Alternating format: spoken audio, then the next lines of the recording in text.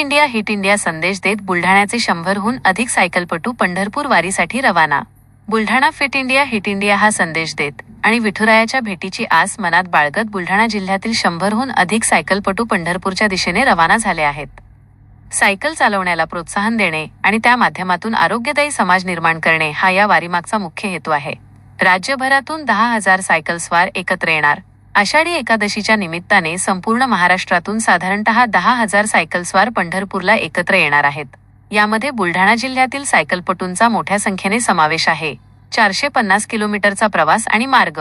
बुलढाण्यावरून सुरू झालेला हा प्रवास साधारण 450 किलोमीटरचा असणार आहे। सायकलस्वारांचा मार्ग खालीलप्रमाणे असेल: बुलढाणा ते जालना, जालना ते बीड, बीड ते बार्शी, बार्शी ते पंढरपूर। भव्य रिंगण सोहळा आणि व्यवस्था। सर्व सायकलस्वार 11 तारखेला पंढरपुरात दाखल होणार आहेत। 12 तारखेला सकाळी तिथे आयोजित करण्यात आलेल्या भव्य रिंगण सोहळ्यात हे सायकलवीर सहभागी होतील। महत्त्वाची मदत। दरम्यान बुलढाणा अर्बन संस्थेकडून पंढरपूर येथे सायकलस्वारांच्या राहण्याची उत्तम व्यवस्था करण्यात आली आहे। याशिवाय प्रवासादरम्यान अनेक ठिकाणी जेवणाची आणि इतर सोयीसुविधांची मदत स्थानिक लोकांकडून मिळत आहे। सायकलिंग क्लब अध्यक्ष आमची बुलढाणा ते पंढरपूर ही 5वी सायकल वारी आहे।